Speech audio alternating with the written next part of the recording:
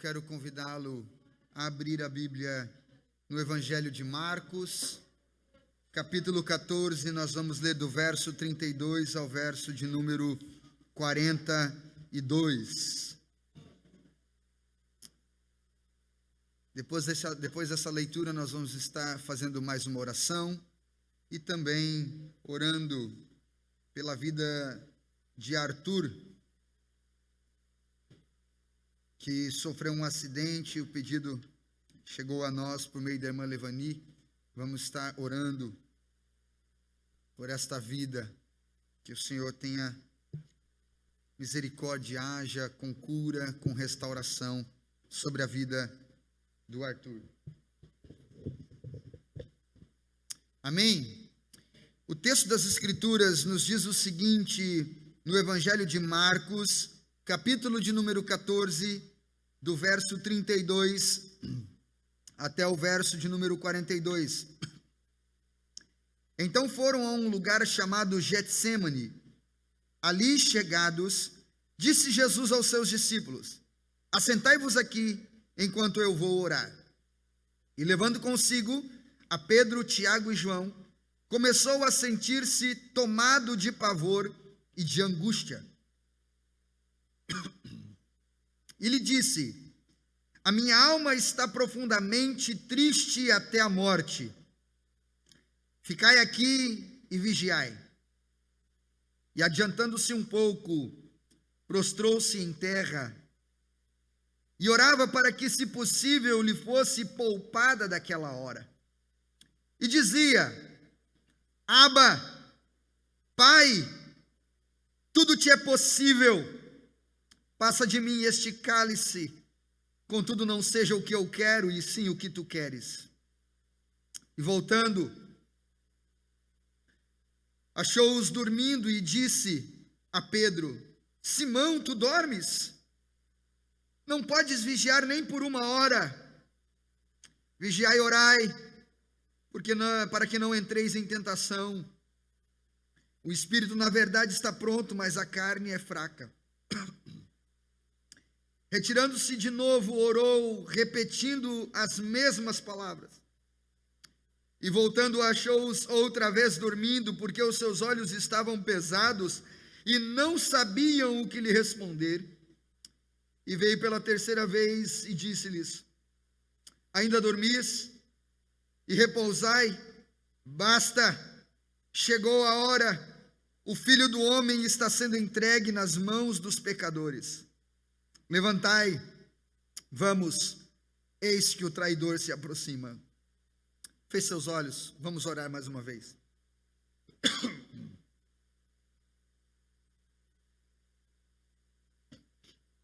Senhor, em nome de Jesus, a tua palavra, ela é a verdade. A tua palavra, ela consola. A tua palavra, ela conforta. A tua palavra também instrui, corrige, ensina em toda a sabedoria divina. E nós queremos, na tua palavra agora, nesse texto tão poderoso, tão rico, nós queremos ouvir a tua voz.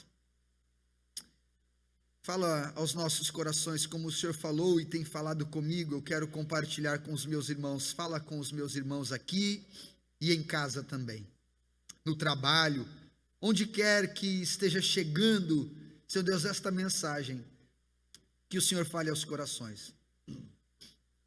Pai, também colocamos a vida desta pessoa, do Arthur, nas tuas mãos, que sofreu esse acidente. Eu não sei do que se trata, mas o Senhor está com ele. Põe as tuas mãos agora e faz um milagre na vida dele, em nome de Jesus. Nós oramos a ti, Pai. Espírito Santo, tens a liberdade de agir em nosso meio. Nós confiamos em ti, Senhor, em nome de Jesus. Amém. Amém. Angústia é a sensação ou o sentimento que a psicologia retrata ou trata ou explica como sendo aquele aperto no coração que leva a pessoa a uma paralisia, leva a pessoa a um enclausuramento, leva a pessoa a ações que por ela, na sua sã consciência, ela não faria. Leva a pessoa a um estado de apatia tão grande, que ela não consegue reagir diante do sentimento que ela traz dentro do coração. E muitas vezes ela não sabe explicar o porquê. Muitas vezes ela não consegue encontrar nas palavras o significado ou a resposta para aquele sentimento. Já a filosofia trata a angústia como aquele estreitamento nos sentidos e na cognição, a ponto da pessoa perder a capacidade de discernir entre o que deve fazer e o que não deve. E a Bíblia, ela fala de angústia do início ao fim. A Bíblia nunca ocultou esse sentimento de nós. A Bíblia não é um livro de super-heróis. A Bíblia é um livro de seres humanos. A diferença é que esses seres humanos relatados na Bíblia são seres humanos que confiaram em um Deus poderoso, um Deus que cuida e um Deus que está presente mesmo diante da angústia. A Bíblia fala de gente como a gente. A Bíblia fala de gente que pecou, gente que errou. A Bíblia fala de um homem chamado Davi, que em um momento as Escrituras tratam ele como homem segundo o coração de Deus, mas esse homem segundo o coração de Deus também ansiou a morte certa vez. Ele escreve isso no Salmo 51, quando ele diz que a alma dele se revoltava dentro dele, os ossos apodreciam, e ele sentia uma angústia tamanha, a ponto de dizer e perguntar para si mesmo: Deus, onde o Senhor está? Então a Bíblia, ela nunca ocultou os dissabores da vida. A Bíblia nunca nos prometeu que servir a Deus seria uma vida que nós não passaríamos por tempestades. A Bíblia nunca nos prometeu que no momento em que nós entregássemos o coração a Jesus, nós viveríamos no reino encantado de Dorothy. E até no reino encantado de Dorothy tem angústias. Porque ali você tinha um leão medroso, um boneco de lata que queria um coração, e uma menina que queria voltar para casa. Então, essa ideia que muitas vezes e por muito tem sido ensinada, principalmente pelos televangelistas,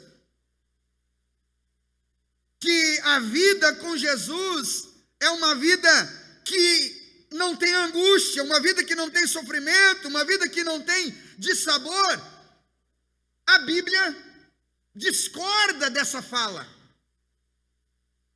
No entanto, a Bíblia, ela me ensina e ela traz para mim lições e ensinamentos que me dão a capacidade de vencer essas angústias, de dar a volta por cima delas, de encontrar um escape, de encontrar uma luz no fim do túnel, de encontrar um dia que começa depois de uma noite turbulenta de tempestade. A Bíblia sempre nos aponta um caminho de escape. A Bíblia sempre nos ensina uma forma de sermos resilientes diante da tribulação, diante dos sofrimentos e encontrarmos paz.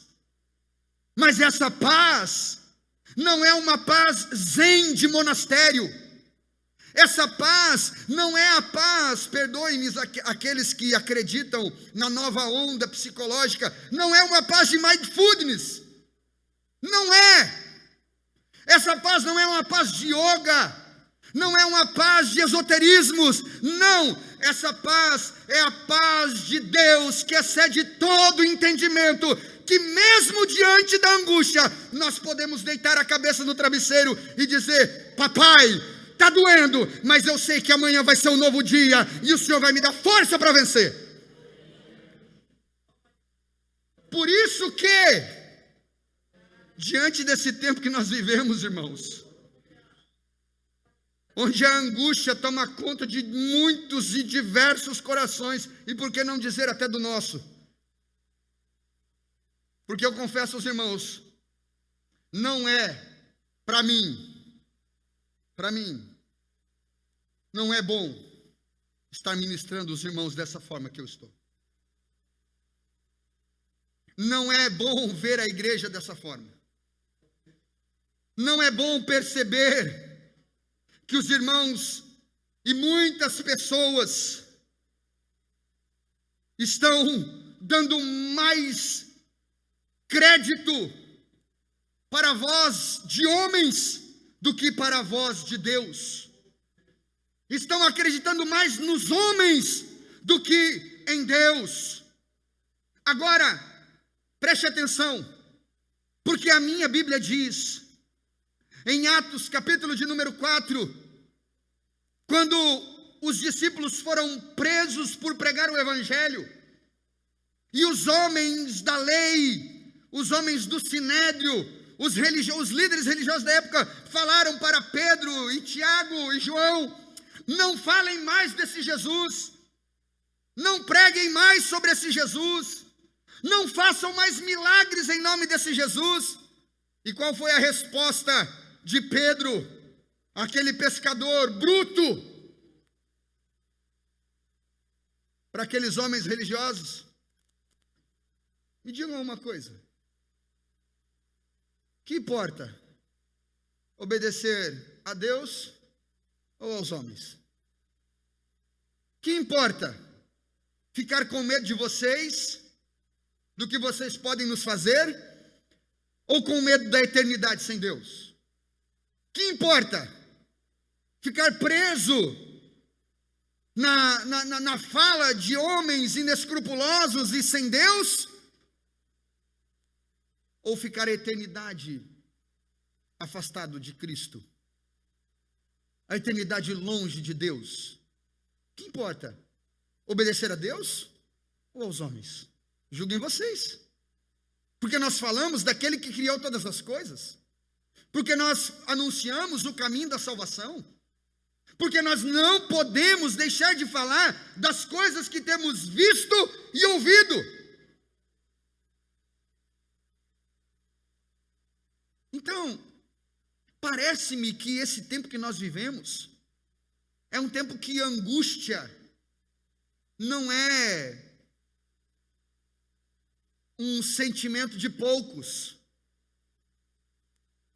Parece que é um sentimento que tem se tornado cada vez mais comum a todos.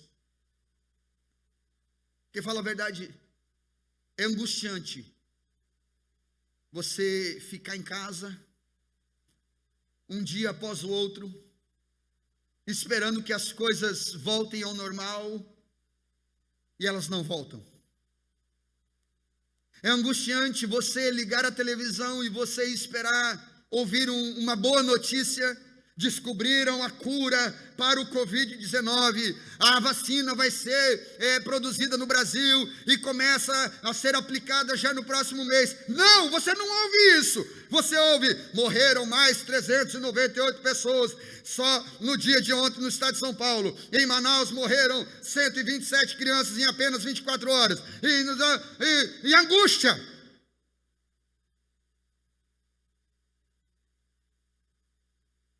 E a gente só ouve coisa ruim. E essa semana, pasmem os irmãos, vieram perguntar para mim: o que você achou do ministro da Saúde ter pedido demissão? Eu falei assim: não sabia. Sério, já pediu demissão? Um mês de trabalho já pediu para sair? Não sabia não, não chegou um mês. Não sabia. Não, você não viu? Não estou vendo não. Por que você não está vendo? Eu falei assim: porque eu decidi colocar os meus olhos nas coisas de Deus. O meu Deus é maior do que esse vírus. O meu Jesus, ele é maior do que esse Covid-19. A minha Bíblia diz que eu tenho que colocar os olhos em Jesus, autor e consumador da minha fé. Eu decidi, irmãos, não assistir mais noticiário. Eu decidi não olhar mais os anúncios do município, ou do estado, ou do Brasil, ou do mundo. Eu decidi colocar o meu tempo na palavra de Deus, na minha vida devocional. Eu decidi buscar a Cristo e vencer a angústia com Ele. Porque Ele é o remédio. Só Ele. Ele é o bálsamo. Só Ele. Ele é a água que limpa. Só Ele. E ontem a irmã Kelly ainda falou um pouquinho sobre essa questão da água. A água que é tão necessária para a vida. E nós precisamos da água. E nós já descobrimos que o corona não gosta de água. Jesus é a água da vida, meu irmão. Bebe de Jesus, se enche de Jesus, que essa praga vai embora. E a realidade é essa: se você toma mais água, você vai ficar menos suscetível a contrair qualquer tipo de infecção respiratória, se você toma bastante água. Porque a água, ela purifica o nosso... Você vai tomando água e ela vai fazendo a filtragem do sangue. Por isso que nós temos que tomar, por isso que o médico fala, toma água, se hidrate, 2 litros e meio de água por dia, tome água. Mas existe essa água, como diz a música da Aline Barros, que a minha filha gosta muito, é uma água que não vem no copinho e nem se bebe de canudinho, não é água mineral, nem é água que faz mal, não é água do poço de Jacó, essa água é Jesus Cristo de Nazaré, que está acessível a nós todos os dias, e nós podemos beber dessa água todos os dias. Agora, vamos voltar para o texto, né? Vamos voltar para o texto. Esse texto talvez seja o texto mais belo sobre a pessoa de Jesus. Sabe por quê? Porque é o texto onde Jesus mais se iguala a nós. É o texto de sua angústia. É o texto do derramar de sua alma. E aqui Jesus está derramando a alma como homem, como ser humano igual a você e a mim. Aqui ele está diante do Pai, se rasgando e mostrando o quanto ele estava temeroso por aquilo que iria lhe acontecer. E aí você talvez pergunta, pastor, Jesus estava com medo de morrer na cruz? Não estava, porque ele veio para isso. Jesus ele estava com medo de ser preso pelos soldados do Sinédrio, do sumo sacerdote, pela guarda do sumo sacerdote do templo. Ele estava com medo de apanhar? Não, Jesus não estava com medo de nada disso. O que estava angustiando Jesus? Jesus ele foi homem 100%. E como homem 100% que ele viveu aqui, cheio do Espírito Santo, ele viveu sem pecado. Agora imagina um homem santo, um homem sem pecado, receber sobre si o pecado de toda a humanidade, daqueles que estavam vivos naquele tempo, e de todos aqueles que ainda viveriam, como os nossos, por exemplo. Ele recebeu sobre ele os pecados contando a população daquele tempo até os dias de hoje, de aproximadamente 20 bilhões de pessoas. Ele recebeu em um mesmo momento, naquela cruz. Ele estava temendo isso porque ele não conhecia o pecado. Ele não sabia o que era o pecado. Mas ele decidiu receber todo o nosso pecado e os nossos pecados sobre ele. Isso lhe estava causando angústia.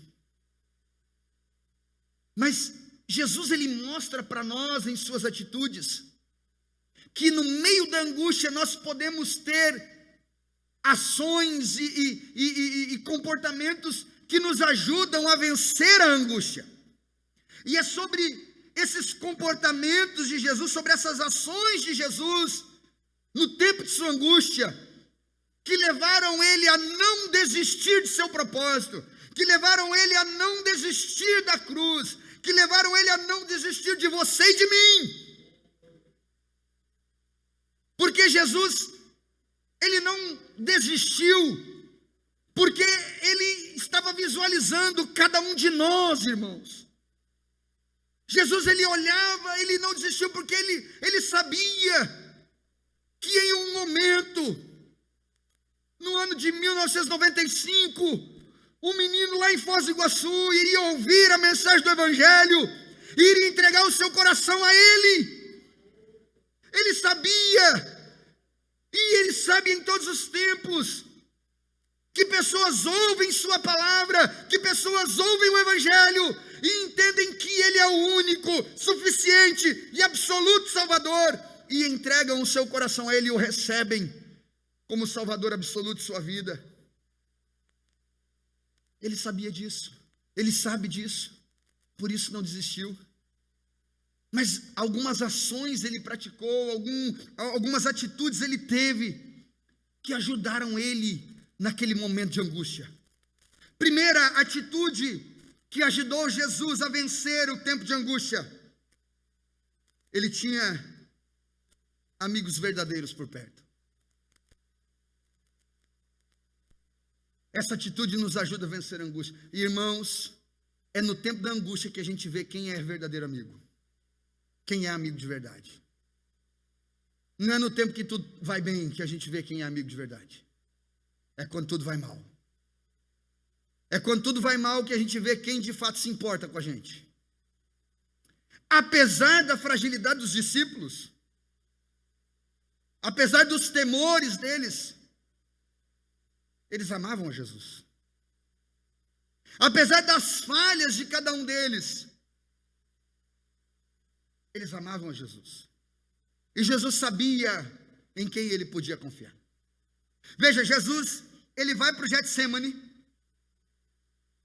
depois de participar da última ceia com eles, depois de anunciar que seria traído, depois de anunciar quem era o traidor, depois de repreender Pedro e dizer para Pedro que Pedro o trairia, ele vai para o Getsemane porque a angústia começa a tomar conta de seu coração, porque ele sabe o que lhe espera nas próximas horas.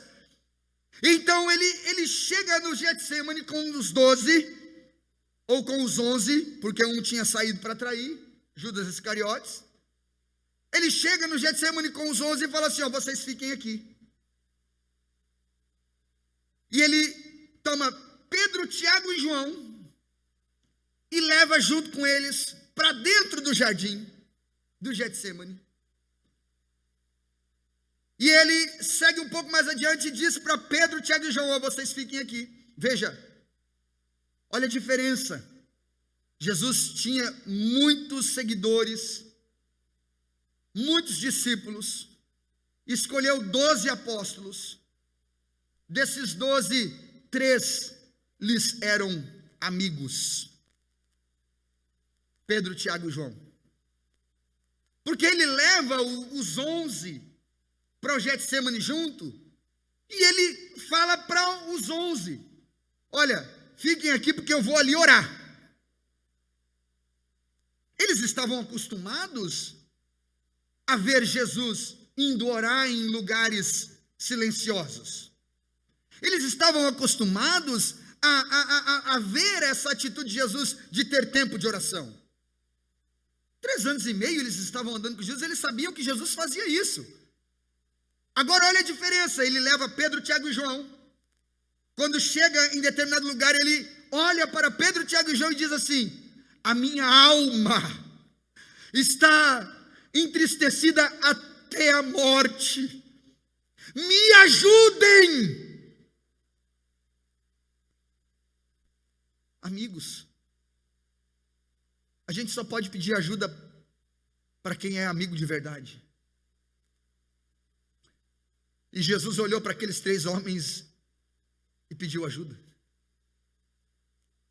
E a ajuda que Jesus pediu para eles foi assim: vigiem, orem, junto comigo. Eu vou mais um pouquinho para frente, eu vou orar ali, eu vou ter o meu momento com o pai, porque eu tenho que acertar algumas coisas com o papai, porque eu vim para esse tempo, mas eu preciso conversar com ele, por causa disso que eu estou sentindo, dessa angústia que eu estou sentindo. Então me ajudem a vencer esse tempo. São em tempos de angústia que descobrimos também a intensidade da amizade que muitos dizem ter por nós.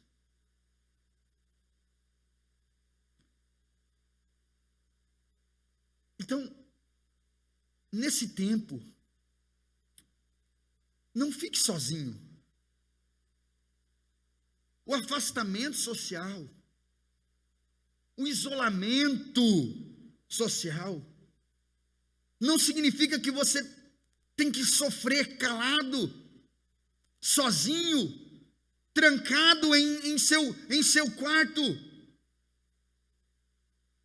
Esse tempo que nós estamos vivendo, que gera angústia em cada um de nós e tem gerado angústia em tantas pessoas, não significa que você precisa carregar fardos pesados sobre você, não.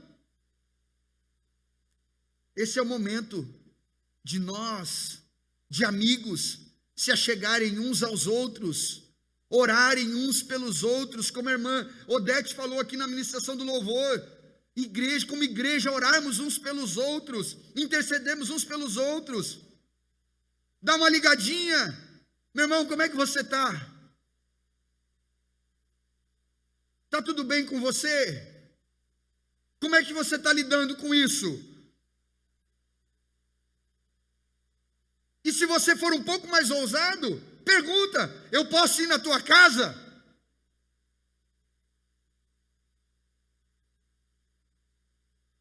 Que amigo não vai dizer assim: não vem não, porque agora... Não, vem. Chega lá, tem álcool gel, lava, tira o sapato, pega uma roupa emprestada do amigo se precisar, troca de roupa lá, sei lá. Mas é bom ter amigos por perto em tempos de angústia. Porque esses amigos nos dão força, nos encorajam, nos animam, nos lembram que nós não estamos sozinhos na jornada. E eu quero te lembrar, minha irmã, meu irmão, você não está sozinho nessa jornada. Nós estamos juntos. Aqui nessa terra somos peregrinos. Aqui nessa terra nós estamos aqui como forasteiros. Eu gosto muito do hino 207, sou forasteiro aqui em terra estranha estou, do reino lá do céu eu sou embaixador. Eu não sou desse mundo. Nós estamos aqui só de passagem. Nós estamos peregrinando por essa terra. E essa terra pode gerar angústia em nós? Pode. Mas eu quero dizer uma coisa como seu amigo que vai te alegrar nessa noite. Essa terra aqui vai passar, mas o Senhor permanece para sempre e nós vamos estar com Ele. Então, tenha amigos verdadeiros por perto. Jesus levou os 11, mas levou consigo Pedro, Tiago e João, e abriu o coração para eles. A minha alma está entristecida até a morte. Porque Jesus olhava para aqueles homens com todas as falhas que eles tinham e os considerava amigos. E sabe que uma coisa que eu percebo hoje, a dificuldade de nós termos verdadeiros amigos, é porque muitas vezes nós buscamos pessoas perfeitas, pessoas que não tenham nenhum tipo de defeito, pessoas que não tenham nenhum tipo não, a gente é gente. E todo mundo tem virtudes e tem defeitos. Nós temos qualidades e temos defeitos. Mas um amigo valoriza a virtude do outro amigo. Quanto ao defeito, ajuda a vencer, ajuda a melhorar, ajuda a vencer, a mudar a ficar melhor, a ser melhor. Mas em tempo de angústia, faça como Jesus. Tenha amigos por perto. E olha como Jesus era amigo de Pedro. Quando Jesus ressuscitou, a primeira pessoa com quem ele falou foi com Maria Madalena. E qual foi a palavra dele para Maria Madalena? Diga para Pedro que eu vou encontrar com ele lá na Galileia. Amigo é assim. No tempo da angústia, não mede esforço para se encontrar. Diz para o Pedrão, Maria, que eu não esqueci da angústia dele. Diz para o Pedrão, Maria, que eu venci. E eu vou me encontrar com ele lá na Galileia e nós vamos acertar os pontos, porque ele para mim é precioso. Ter amigo por perto. Como é bom ter amigo por perto. Porque no tempo de angústia os amigos nos ajudam a vencer. A segunda atitude ou segunda ação ou o segundo comportamento que eu preciso ter em tempos de angústia. O primeiro é, eu preciso ter verdadeiros amigos por perto. E o segundo é, eu preciso ter clareza de propósito.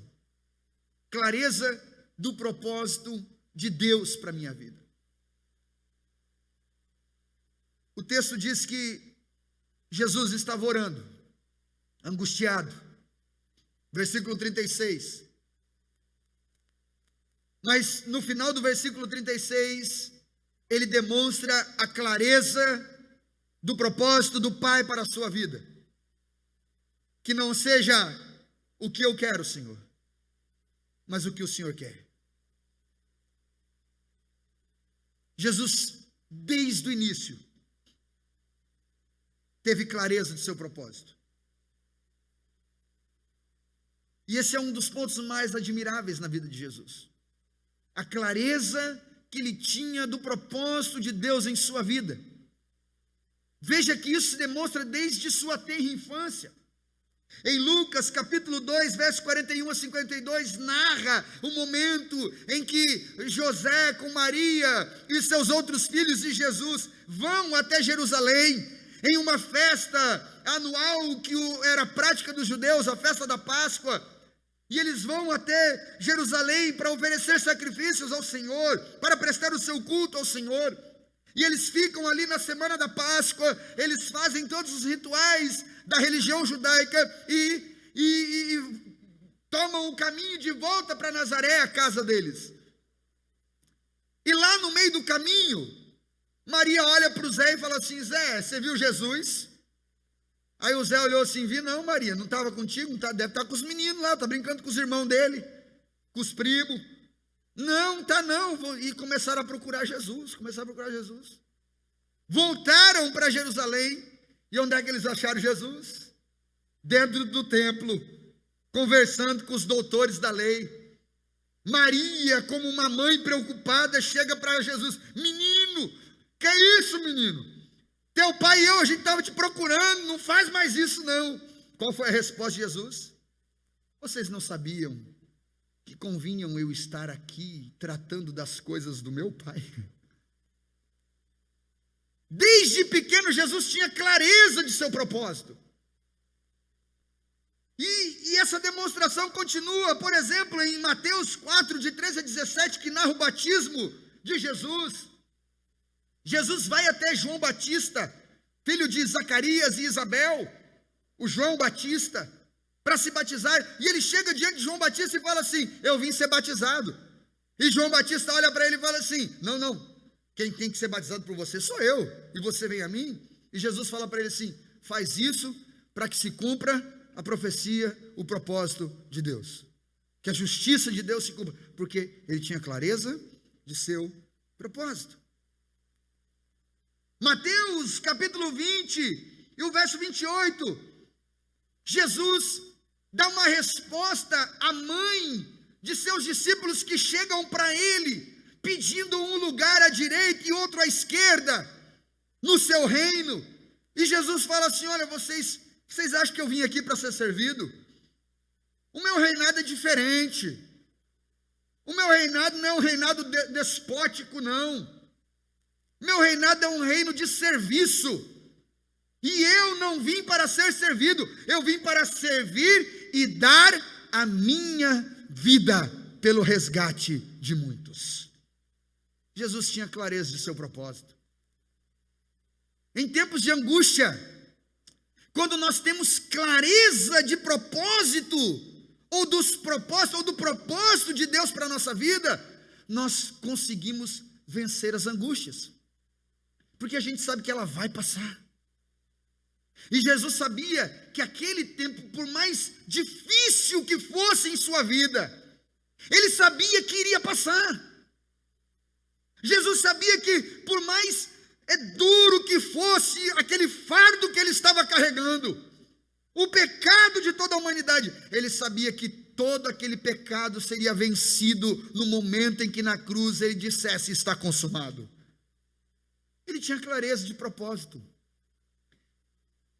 Um dos grandes problemas que temos em nossa geração é que nós temos uma geração fraca em seus propósitos, ou que desconhecem o propósito de Deus para as suas vidas.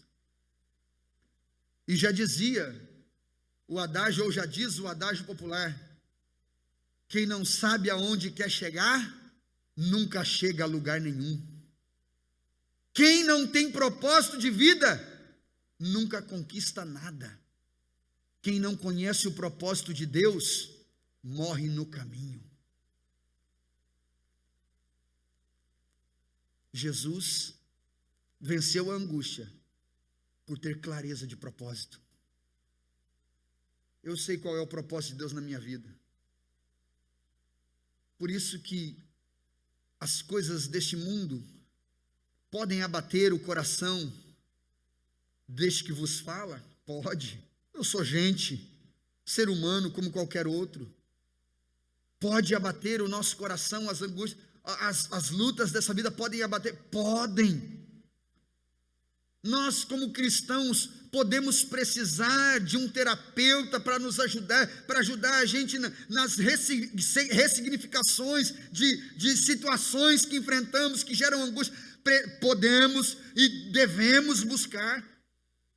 Toda ajuda é bem-vinda. Mas quando nós temos clareza do propósito de Deus para a nossa vida, toda angústia é vencida. E eu quero convidar você a descobrir ou redescobrir o propósito de Deus para a sua vida. Sabe por quê? Porque Deus não chamou ninguém para ficar sentado. Deus não chamou ninguém para ficar sossegado. Deus não chamou ninguém para assistir culto domingo após domingo. E agora, nesse tempo que não vem aqui, ficar assistindo a live. Deus não me chamou para isso. Deus não te chamou para isso.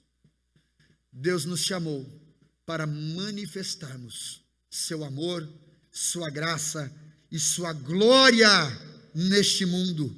Ele nos chamou para que nós fôssemos luzeiros neste mundo. Ele disse isso para você e para mim: vós sois sal da terra, vós sois luz do mundo. Ele tem um propósito para você e para mim.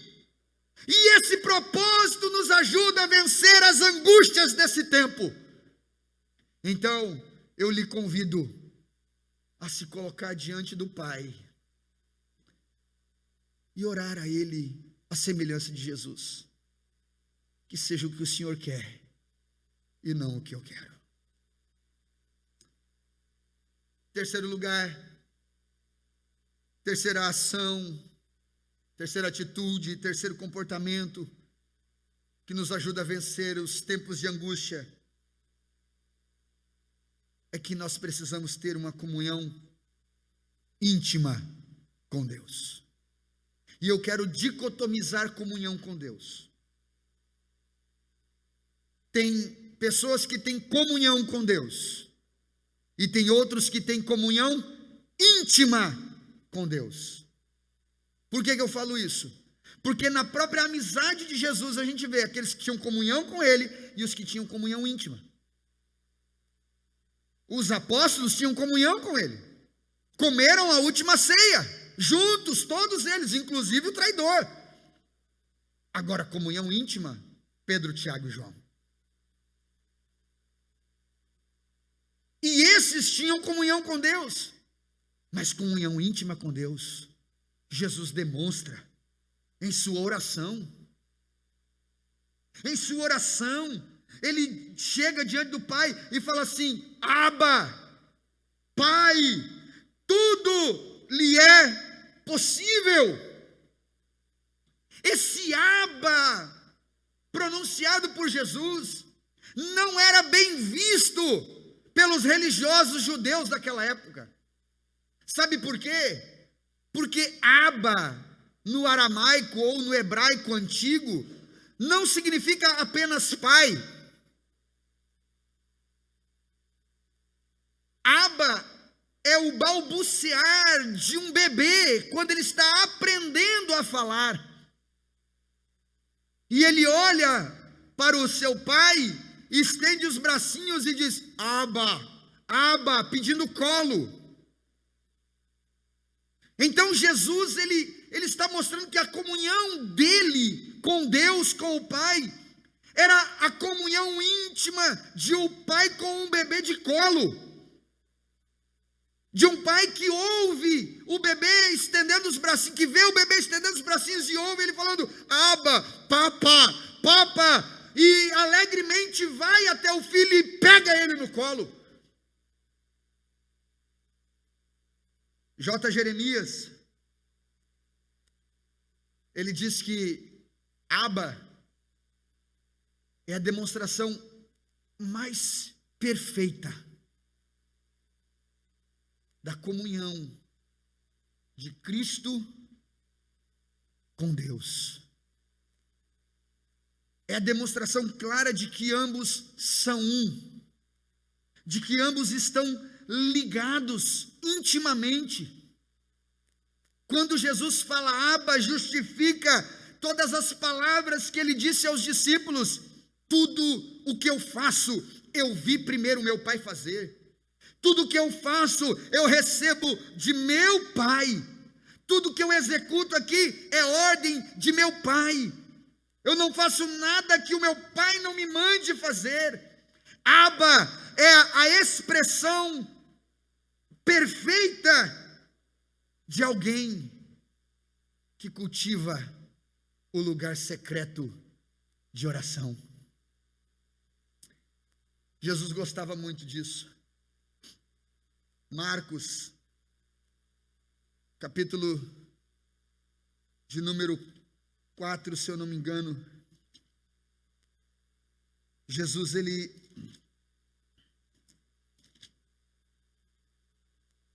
mostra essa comunhão com o Pai, quando ele despede, fala para os discípulos passarem para o outro lado, e enquanto ele despede a multidão, e depois de despedir da multidão, ele vai orar, e depois de orar, ele vai se encontrar com os discípulos pelas águas.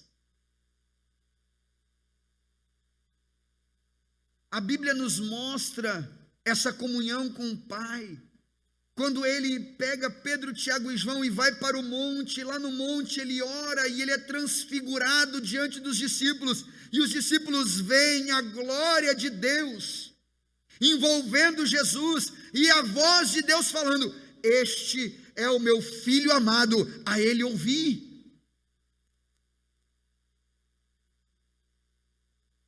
Então, em tempos de angústia, nós a vencemos cultivando o lugar secreto de oração. desenvolvendo uma comunhão íntima com Deus. Sou eu e Deus. Antes de ouvir Jesus falando, ou Deus falando para mim, como a poesia de Léo Canhoto, senta aqui nesse banco pertinho de mim e vamos conversar.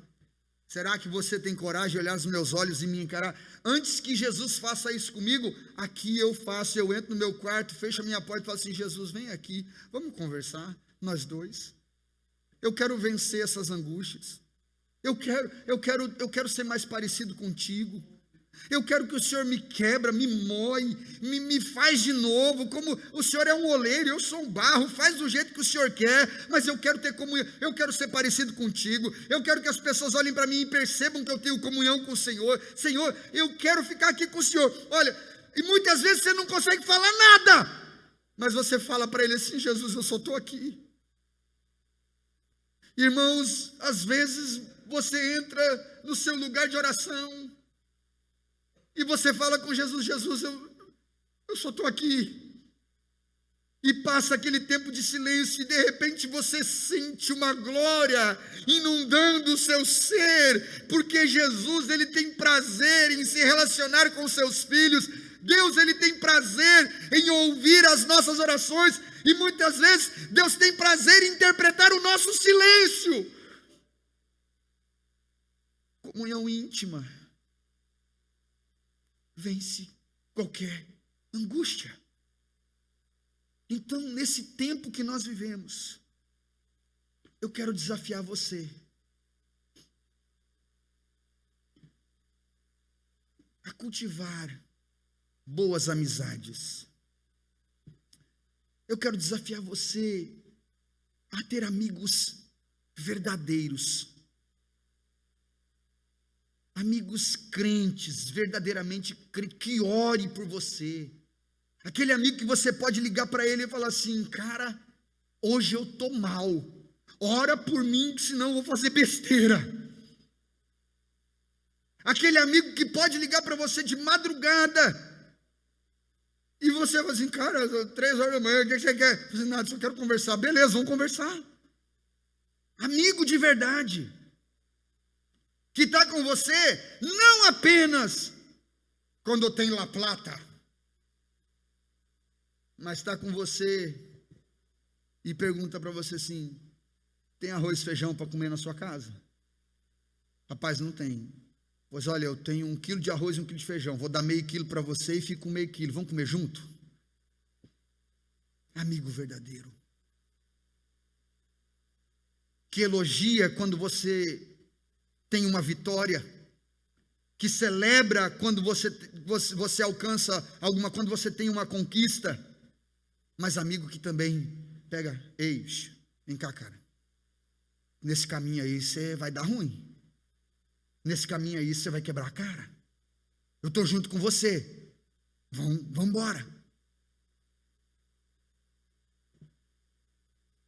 Amigos verdadeiros nos ajudam a vencer as angústias.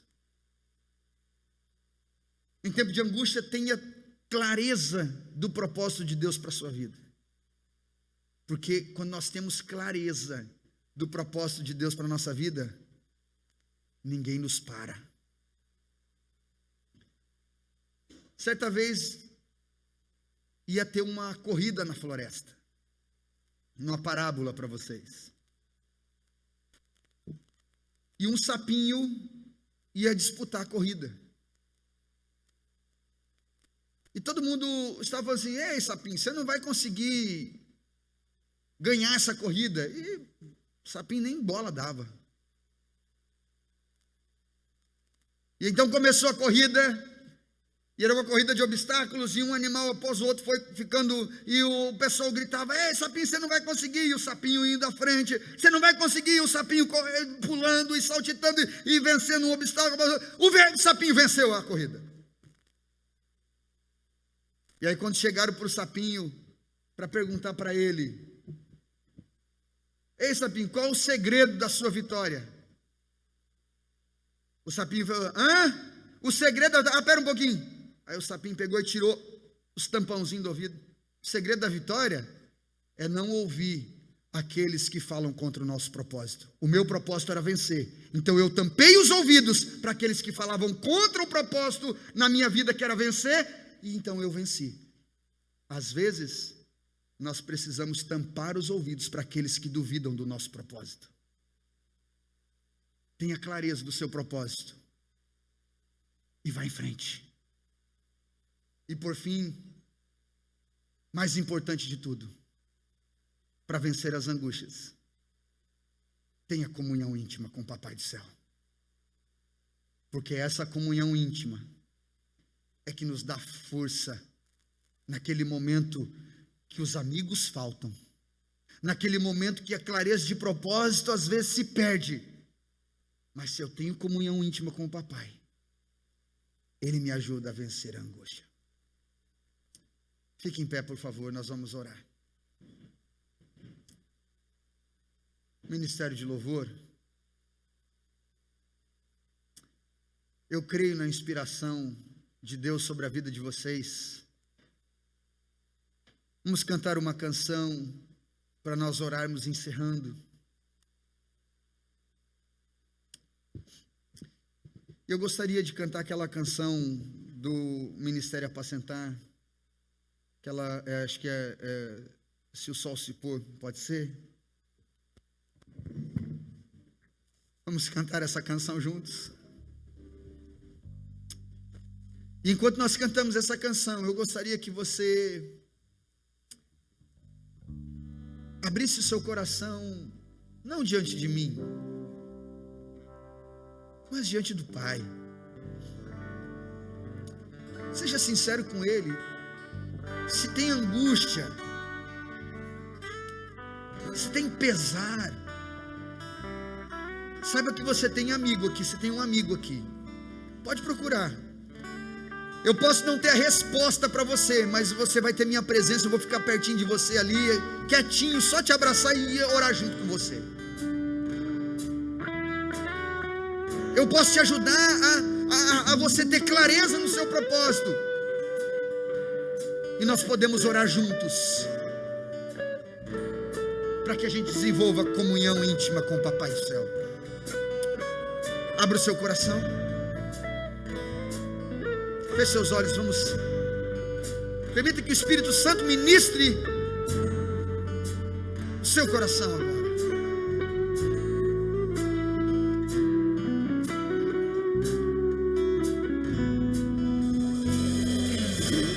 Se pôr e a noite chegar, Tu és quem me guia.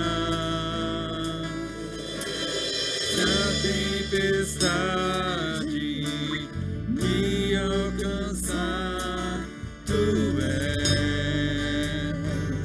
meu abrigo.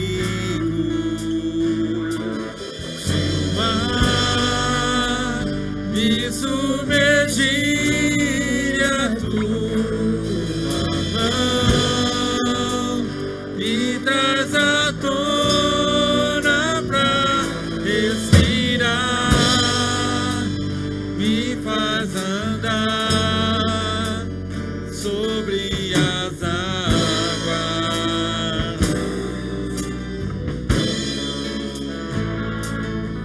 Tu és o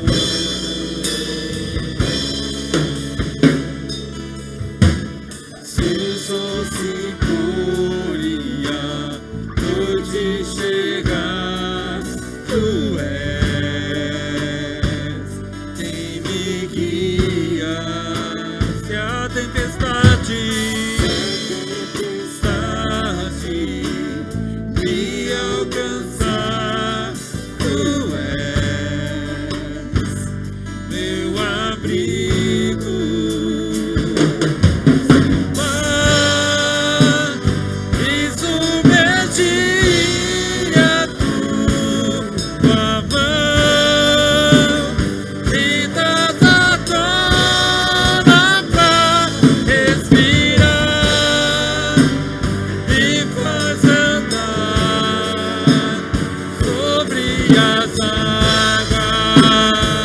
Sim, tu és, Senhor. Tu és o Deus da minha salvação. És o meu dono, minha paixão, minha canção e o meu louvor.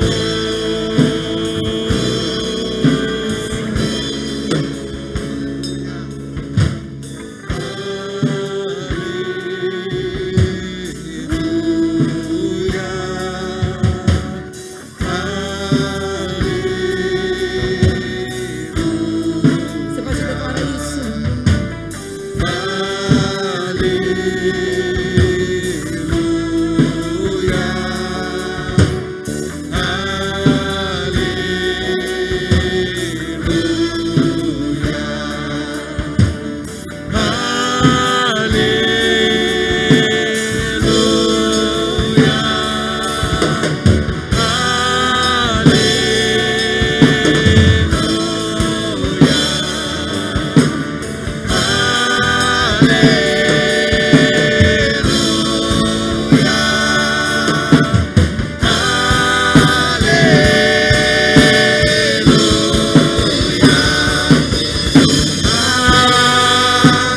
Me submergir a tua mão, me traz à tona pra respirar, me faz andar sobre as águas. Sim, tu és Senhor. Tu és o Deus da minha salvação. És o meu dono, minha paixão, minha canção e o meu louvor. Senhor, em nome de Jesus, nós vivemos um tempo tão esquisito, Pai. Nós vivemos um tempo tão estranho. São dias trabalhosos, são dias difíceis, dias em que angústias e mais angústias de diferentes níveis têm invadido corações, têm assolado vidas. Ah, Senhor, nesse tempo, que sejamos amigos uns dos outros, ajudando um ao outro e dizendo: esforça-te. Que possamos dar as mãos e, como cordão de 3 dobras, Senhor Deus, não se quebrar facilmente, mas ajudar um ao outro. Nesse tempo de angústia, Pai querido, traz clareza sobre o Teu propósito para as nossas vidas. E nesse tempo que nós vivemos, Pai, nos chama para o Senhor, nos chama para mais perto de Ti, nos arrasta para junto de Ti. Nós precisamos estar contigo em comunhão íntima, porque só assim nós vamos vencer. Então, Senhor Deus, nos ajuda. Nós somos Teus. Encontra os nossos corações com o Teu bálsamo, com o Teu conforto, com o Teu alívio. Espírito Santo, o Senhor é o nosso Consolador. Age em nós, e tira dos nossos corações toda angústia, e que a paz de Deus, que excede todo entendimento, esteja guardando o nosso coração e a nossa mente, até o dia em que nós estaremos contigo para todo sempre.